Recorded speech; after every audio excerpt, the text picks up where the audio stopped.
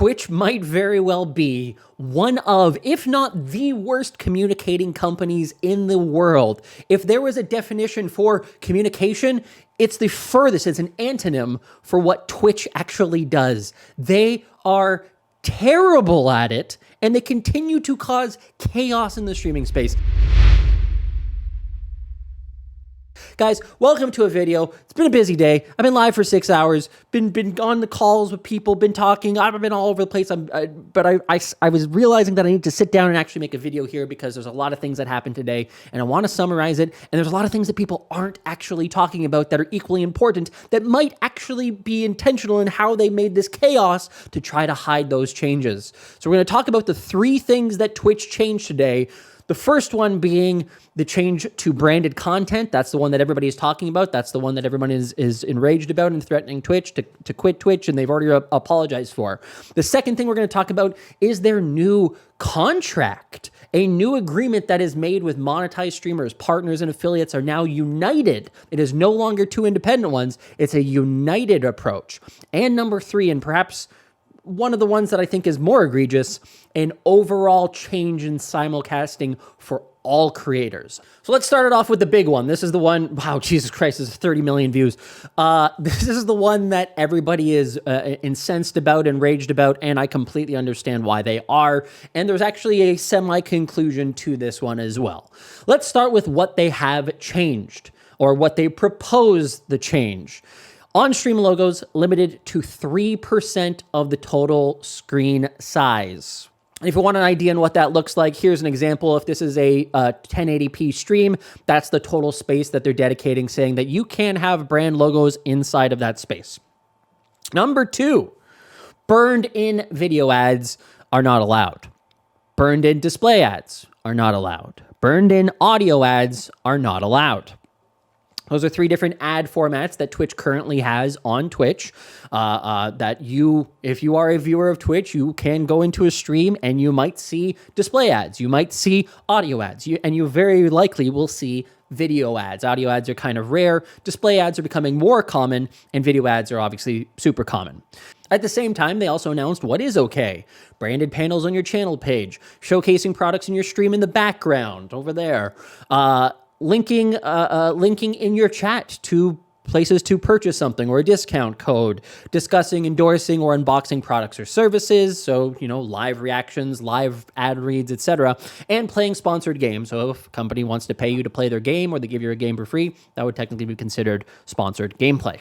The inherent problem with this is that this is directly contrary to being creator first. This is not a creator first mentality. This is we do not like competition. We are going to take the competition out and say, hey, you cannot do those things. The fact that it is so generalized, the fact that it leaves so much wiggle room on things that you can and cannot do, really does make me concerned about the future of Twitch and where things are actually going. So if we go into the article here, the branded content guidelines, they talk about what it actually is and how to use the new disclosure tool, which the disclosure tool I actually think is great, and you should probably use it because there's no downside in using it. It shows this little paid promotion thing on the side. And here's where they list what you can do, and here's what they list what you cannot do. They also list a whole bunch of different types of companies and products that you cannot actually advertise, including certain gambling products, such as unregulated crypto gambling, hateful products, illegal products, spam, scams, weapons, adult-oriented, medical facilities and products, political content, cannabis-related products. That's an interesting one. And they do allow alcohol, but you have to mark your stream as mature.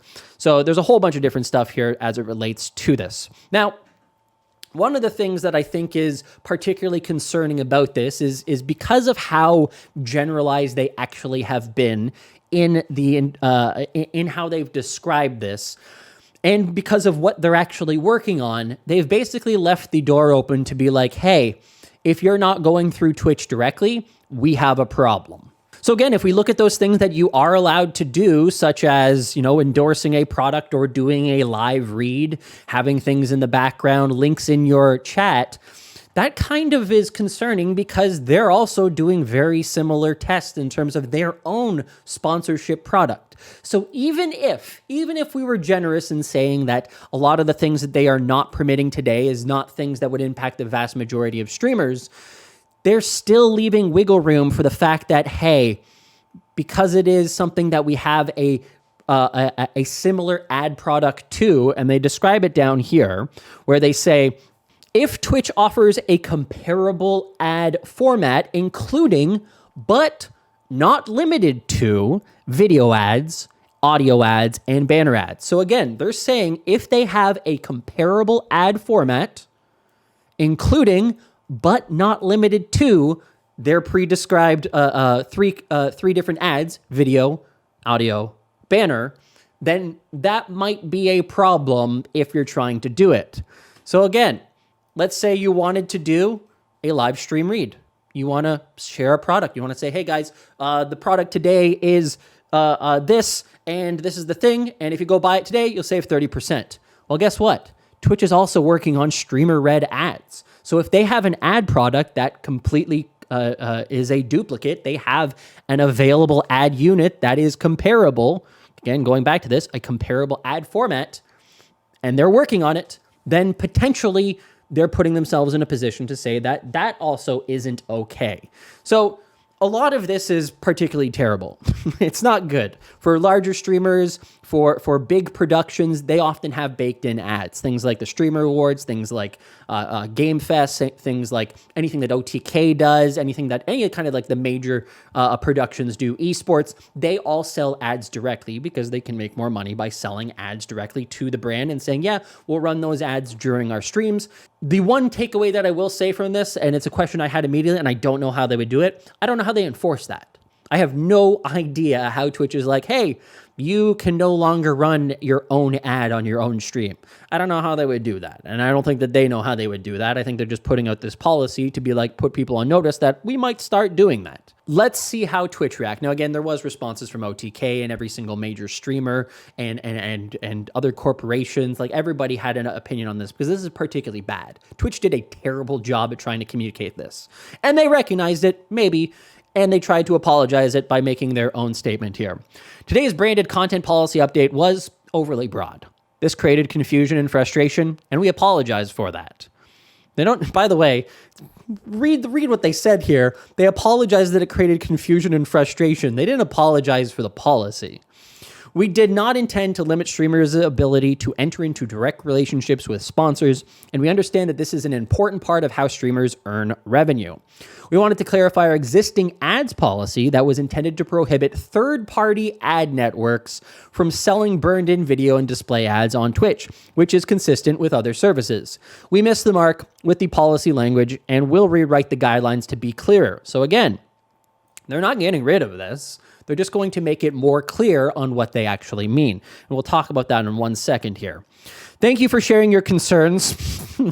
Most unbelievable thank you ever. And we appreciate the feedback. We'll notify the community once we have the updated the language. The reason for this entire thing, the same way that they announced the 70-30 split that only impacts the few thousand streamers that are on a 70-30 split, legacy split, is they make everybody scared. In order to tackle third-party ad networks. That's what this is all about. Evidently, according to them. I don't buy it. But according to them, third-party ad networks is the reason to scare and cause all of this chaos and throw everybody through a loop. Now, if you don't know what third-party ad networks are, this is not meaning to like call them out or anything. There's about a dozen of these companies that exist where they offer a service that allows you to show ads on your stream. And this is one in particular that I know about. Here you go. This is a streamer, and that is an ad for Pizza Hut.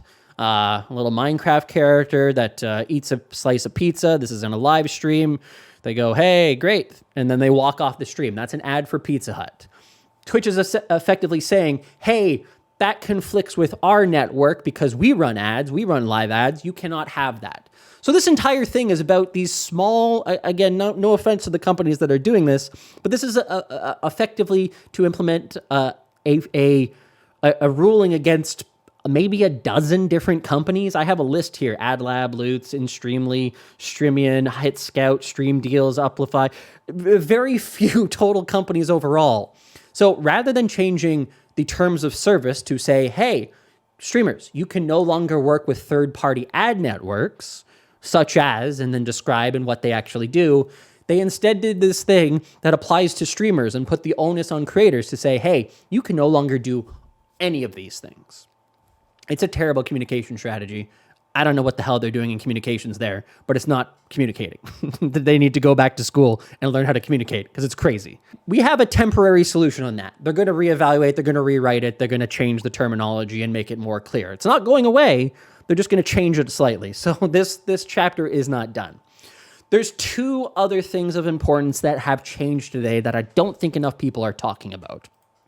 Twitch launched a new united Twitch monetized streamer agreement. This applies to both partners and affiliates under a new monetized streamer agreement. They are effectively again, I don't know for sure what they're going to do, but it sounds to me like they're replacing the overall contract that you make as that you get as a partner and unifying it under some common terminology. That's literally what this says. Twitch affiliate or Twitch partner, you fall under this agreement. And there's some unique things about this. A lot of this is talking about the content that you produce. And in fact, it kind of lays out that you have to do things. You further agreed to provide a consistent amount of live content, program quality live content, regularly interact and engage with viewers of your Twitch channel, and respond to live viewers of your Twitch channel via Twitch chat. So they literally carve out that you actually have to make a good channel. You can't just keep doing a rerun channel, I guess, that just only runs reruns. We need live content. We need you to create a consistent amount of it. And we need you to engage with people in your chat. They've also changed some of the terminology around revenue. Again, you should probably read this for yourself, and you should probably have a lawyer look at it. Oh, wait, Twitch presumes that you've already had a lawyer look at this. If you take a look at the last quote in this, you acknowledge and agree that you have been provided the opportunity for independent legal counsel to review and advise you regarding this agreement prior to agreeing to its terms. And secondly, there's an interesting part to this as well. And again, this is why I say that there's a unification between Twitch partner and affiliate. This agreement is the complete and exclusive agreement between you and us, Twitch, with respect to the subject matter contemplated by this agreement, superseding, canceling, and replacing all prior or contemporaneous agreements, communications, and understanding, both oral and written, regarding the subject matter. So, and I was speaking with my lawyer friend Noah Downs earlier today, and he was saying that this effectively says, this is your new contract. So if you have a partner contract, if you have an affiliate contract, this is the one that you actually are forced to comply with. There is some other things in here that people have talked about, particularly this one that I've seen a lot of people talk about on Twitch, on how if you or we terminate this agreement, a maintenance fee will be deducted from your remaining balance. The maintenance fee will be the lesser of the accrued program fees for your Twitch channel, or $25. So basically saying that if you decide to end your agreement, you decide to no longer be a Twitch monetized streamer, because I guess they're getting rid of affiliate and partners. I don't know. But if you're ending your Twitch monetized streamer agreement, then you have to pay them $25. It's important to know that that clause actually already existed in the previous affiliate contract. I don't know if it was part of the partner contract, but it was in the previous affiliate contract. So that is something to know. If you're seeing a lot of people tweeting about that, they have not compared it to the previous contract, which did include that terminology.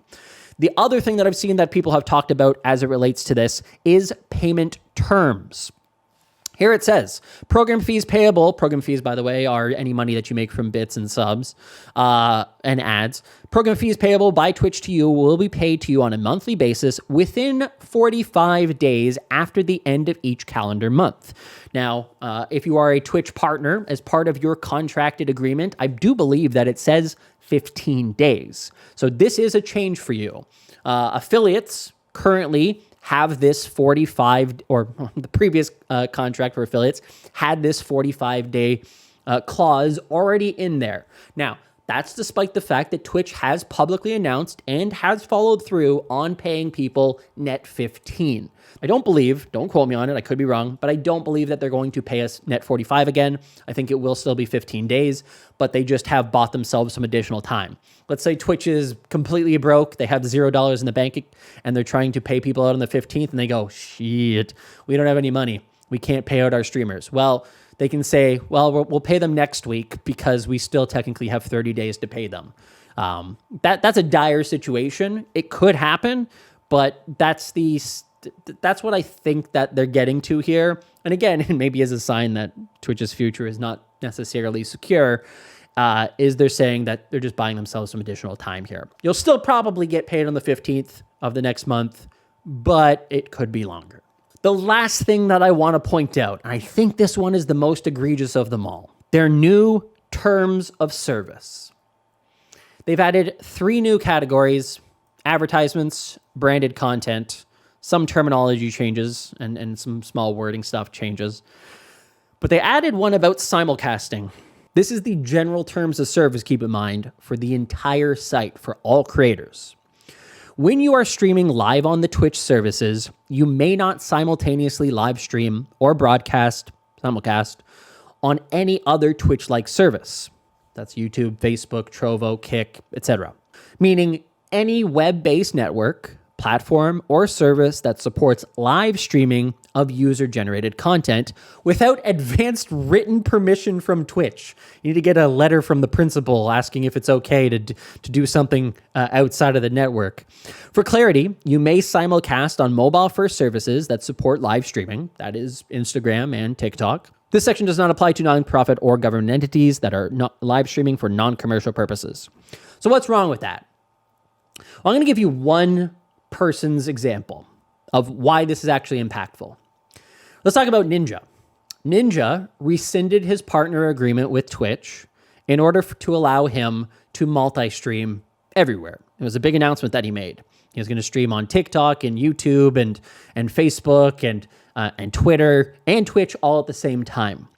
Devin Nash has been very vocal about how people, if you're a smaller creator, and I think Harris Heller as well, and other people have said, if you're a small creator, don't become an affiliate. Why would you become an affiliate? You can multi-stream other places, and then whichever one kind of grows, you can pick that one up and make that your main platform.